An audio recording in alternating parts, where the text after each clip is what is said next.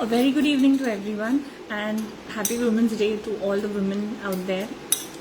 Every day is special, of course, and every day is Women's Day. And the most important thing about being woman is obviously everyone knows, and there is a lot of debate about why we have to celebrate Women's Day in such an enthusiasm. But today we are here not to specifically discuss about Women's Day, but we are here to talk about all those mothers, especially the mothers of children with autism. And you will wonder why. Because autism is a difficulty which involves a whole list of complex concerns for most of the children. And when it comes to mothers, so I'm not biasing anyone, but it is both the parents who equally have a sense of responsibility. Although we're going to highlight the mother's role today because it's Women's Day, of course. So what is it about mothers which is so important today? The most important thing is the mental health of mothers, not just for children. Specifically, we're talking of children with autism because this event is conducted by Autism Connect, which is a very social cause related organization which does live sessions all over the world with a lot of professionals to create awareness about autism. And we have Mariam, who's joined from Nigeria. Thank you so much, ma'am, for joining. It's indeed our pleasure to have you participate in the live session. And why it is so important for mothers to have a good sense of understanding about their mental health, because that is the one which has been severely affected and compromised in the pandemic, post the pandemic, and it will go on. So why the mental health of mothers is important? Because a lot of times most of the children with autism are actually labeled as autistic children, and this is something which I had read. Autism is not your identity or your individuality. It is something which you have as a part of the symptoms which manifest. So just like I always remember this dialogue from Three Idiots where Amir Khan says that if somebody has anemia, we're not really going to go out and say that, oh, I have anemia, this is an anemic person. Just the same way, let's try to get the concept of autism as having a difficulty. Just like a person has difficulty listening, hearing, or seeing, it is just another version of a very complex difficulty situation for a child with autism, and more than the child, of course, because children with autism know their limits, know their boundaries, they know their level of skill, and they really adapt to what by manifesting or by expressing in their possible way. And I think we need to respect that, which I've always stated on this forum.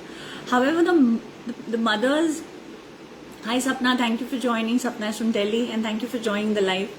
So the most important thing what I would like to highlight is why mothers need to focus on their mental health. Do they really get time to look at their child as an individual, or it is always the autism phenomena or the autism helicopter which keeps on riding across or hovering around their heads?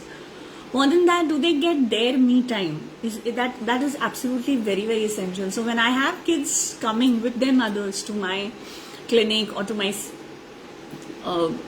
setup, where they actually find it a respite with the fact that yes, my child is in the session and I need some free time. So they manage to either take a short nap, or they might just finish their everyday chores, or they might just simply go through the phone, go through social media, or even have like a chit chat with other parents.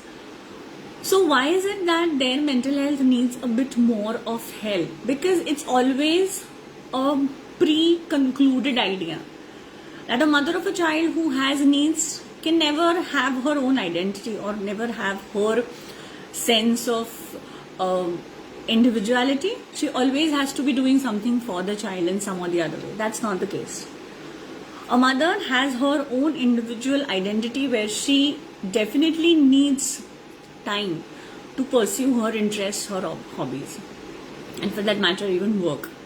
So where she draws a line is her priority, and her priorities are very well delineated. I do not think the society needs to define what she should do, whether she should work, she should not work, she should go out, she should not go out.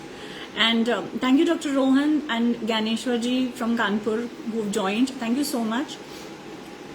So the most important thing is that a mother of a child with autism has to have an identity which is herself as well. She does not need to differentiate herself. She is a mother, she is a mother.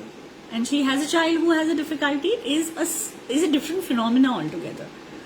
She needs to have her own sense of choice with things. It is not always necessary that she should be always burdened with the child's responsibility. Well, she knows her responsibility very well.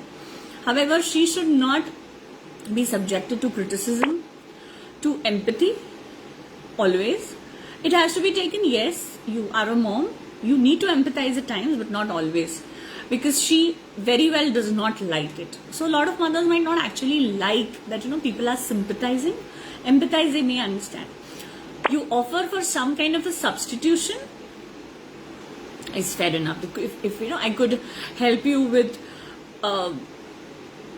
letting your child stay at my residence, or helping your child with some schoolwork or a project, and she can get to finish her jobs, whatever she has, or any chores which she has to immediately set across or focus on.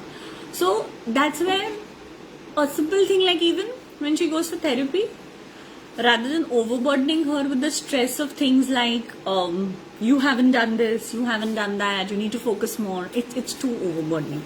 And it's not just for her, but it applies to each and every mother out there, who needs to really run like a machine, and we don't need to do that. You can just take a break. So a simple thing, if a mother chooses to go for a spa with her phone at home, I think that is, she has clearly demarcated. So the demarcation should come for each and every mom. It is not just for a mom of a child with autism. Yes, she has that additional responsibility. So these moms are definitely super special because they have an additional responsibility of getting the society to accept their child. Well, unfortunately is that the child should accept the society, because he or she still feels that the society is not ready to change, and the society feels that the child should change, and this has always been like a struggle for years together. However, we need to understand that if we are a bit more empathetic and a bit more sensitive to the needs of others, it really makes a lot of difference. And how do I put it across? Let's go to a simple situation where I've had a child with me for like years, and who had a diagnosis of autism, and up to a certain number of years she was so much focused just to ensure that a child has minimalistic symptoms of the diagnosis, that she left her job.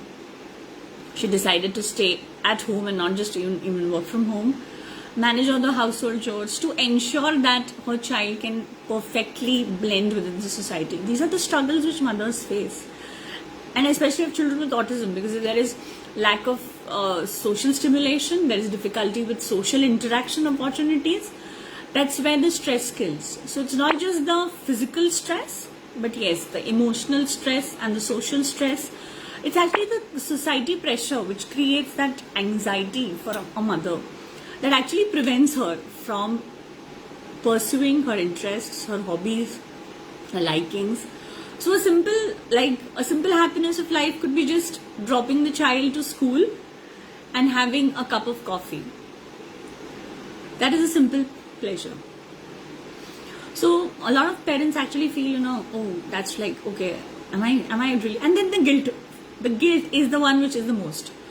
Oh, I left them to school, I should have done something for them back home. Well, the guilt is not justified at all. Having that guilt is not going to take you anywhere. And that's precisely the reason why when we talk about women's mental health, the entire society plays a very important role, because we have made Women's Day as something like a supernatural phenomenon. Okay, that is another difficulty. Women are have been projected as goddess Kali or a superwoman in terms of superwoman heroes or superwoman heroines. Well, nobody wants to be a multitasker. If you ask me, I don't think I need to be a multitasker, because if that is the case, then it goes on burdening and burdening and burdening. No, she can do it, so why don't you add more? And that's where a major difficulty arises, with things like, okay, since you drop the child to school, you might as well drop the child for therapy. You might also accompany the child for a school outing and so on and so forth. So that is what the mothers drop constantly. So it's like a graph which keeps on increasing always. It never slopes down. And why? So that is because the mother has actually allowed it. So when we talk of women empowerment or focusing on women's mental health, let's talk about how they protect their identity. So it's very important for them, to realize that they have to have a certain ceiling limit for things. And that ceiling limit comes with a lot of things. The first is that you need to be educated, not in terms of your qualification. You need to be educated about what is appropriate for your child, what is not appropriate for your child. Considering medical help or whatever is needed, you can go out. There are a lot of organizations, associations which help you with the same. The second most important thing is develop a schedule for yourself. Parents are always, especially mothers, are very particular and finicky about having schedules for their kids. However, do they have a schedule for themselves? The cycle starts in this way. You get up in the morning, you do the household chores, you get your child ready for school, you drop them to school, you get them back from school, you ensure that they ate their lunch, then you ensure that they go take some rest, then the evenings would be either some physical activity session, and then it's dinner time. So a lot of mothers will actually say that they don't get time. Well, it's true, because they haven't really learned to prioritize themselves. For them, the priority is the family. And that's where all the difficulties start. Let's face it, we are the ones who are to be blamed for our priorities. If you set a priority for yourself, and you'll wonder why. The most important thing is, if you're not going to be strong enough physically, emotionally, mentally, and by strong, I do not mean that you become like rock solid. You have to be vulnerable to a certain level. Vulnerable in terms of not just vulnerable for you cannot have emotions. Of course, you need to have emotions. You cannot be crying or whining or feeling bad about the situation yourself, because you are in control of your own life or of everything. So if you choose that my morning session is going to be yoga, or I'm going to go for a Pilates session, or I'm going to go for a morning walk, or maybe I'm just going to hang out with my friends, and somebody else can take the responsibility for a specific duration of time, well, if you have decided that, go ahead with it. That's very important. And I'm not just preaching out here. I have set a specific schedule. Let me tell you, I do not have a child with autism. So it's very easy for me to say. But at the same time, let me tell you, I do see a lot of children with autism every day. Every new child is like a new storybook with a new chapter every day.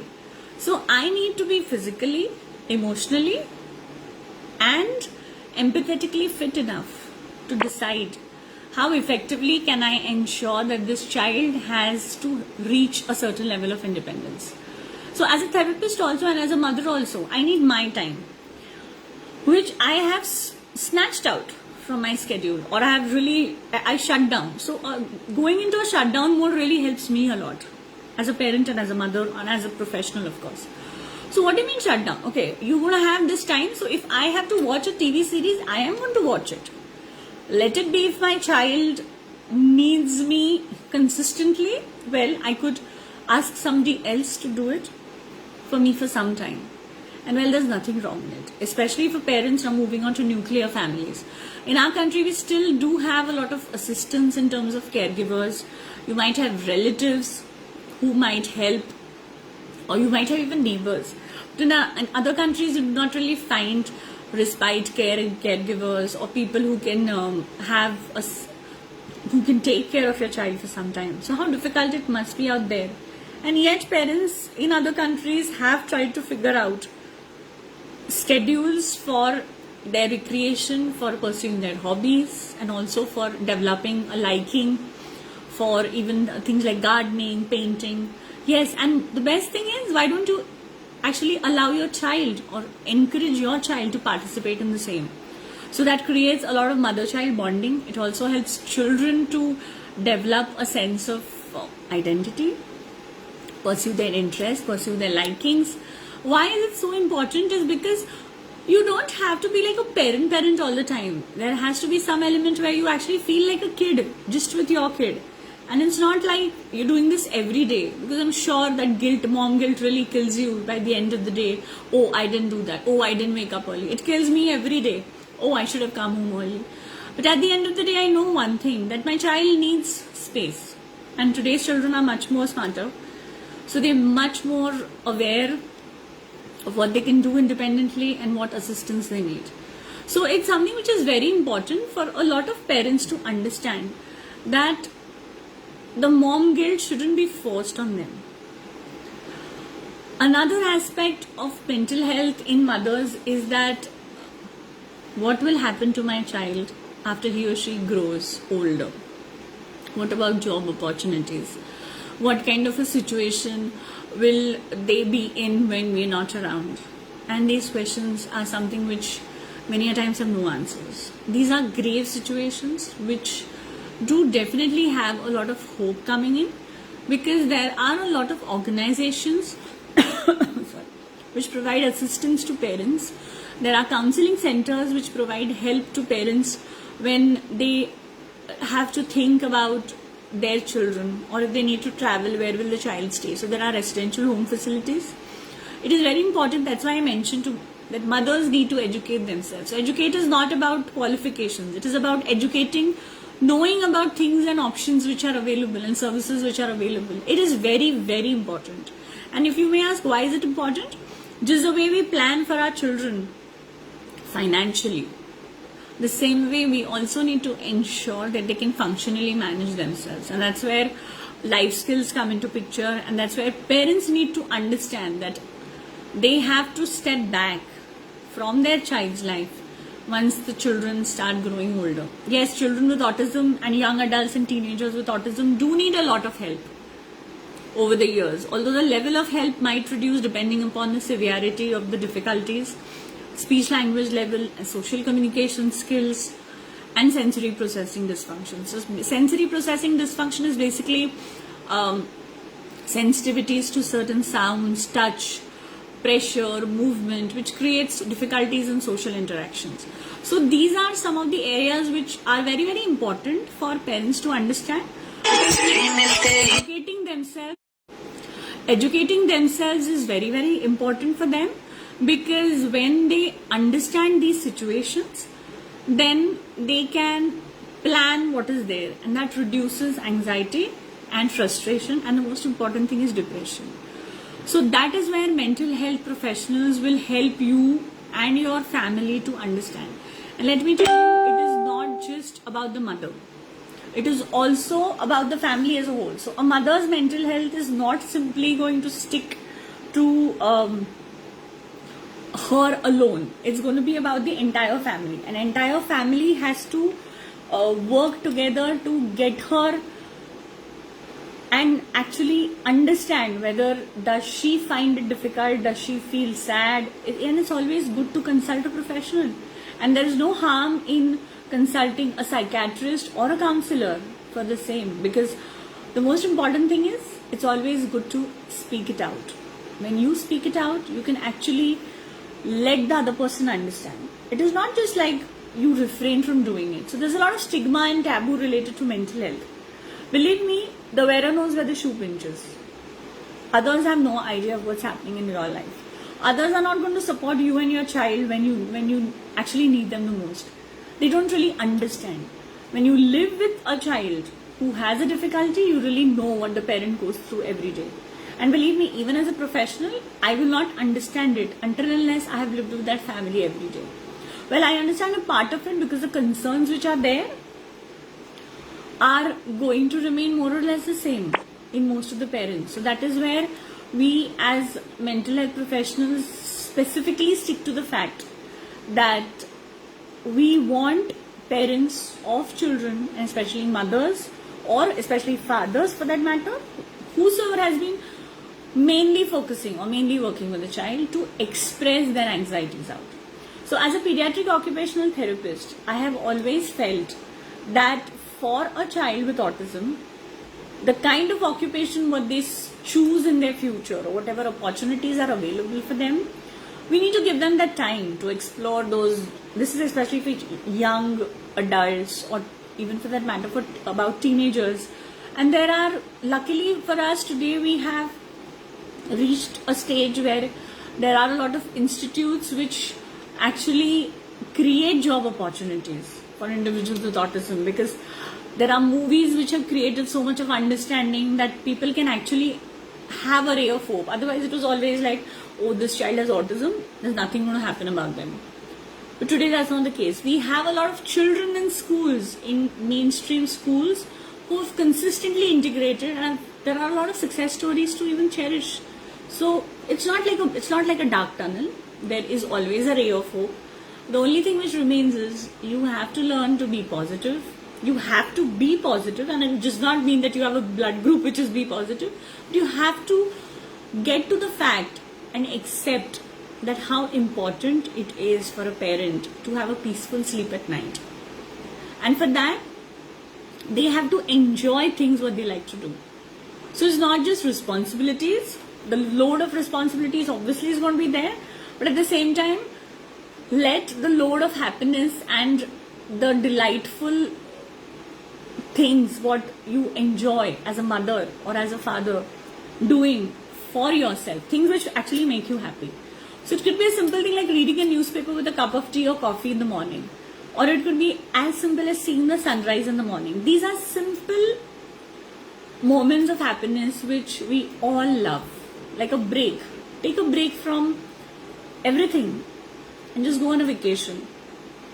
Sounds very beautiful. It's not so easy, because we tend to really, constrain ourselves, and that's where the difficulty comes in. We have to learn to accept that we need some times for ourselves from our busy, hectic schedules. Everybody has their life. Everybody has their schedules and patterns. There will be changes here and there. We have to learn to take in the changes. We don't have to accept everything. We learn to take in the changes, because that's always beneficial for everyone. It reduces stress, it reduces anxiety, it makes you less vulnerable to situations, and it makes you a contented person. Shalini Saxena, thank you so much for joining. And with this, if there are any questions, I'll be more than happy to take them. If you would wish to connect with me, you could connect on Autism Connect, and this session will of course be available on the Facebook page of Autism Connect. You can check for the live sessions, and in case if you have any queries, you could definitely post it there. Thank you so much to all those who joined today, and happy Women's Day to all the women, and happy Men's Day as well to all the men who have always supported them with everything. Vice versa applies to everyone. And the last vote of thanks, of course, is to Autism Connect, because they arranged this specific discussion, live session, mainly because it's Women's Day today, and especially for the mothers who are out there. And it's a very honest request to all the mothers to definitely view the session. And if you have any queries or if you have any concerns about your child, you could definitely write to Autism Connect on the same. Please do connect with them on their Facebook page. Or they also have a website, autismconnect.com. So you could just go in and visit the website to know the list of professionals, the kind of therapies available. And there's a whole lot of information available there. So thank you so much for watching, and have a very good evening. Thank you.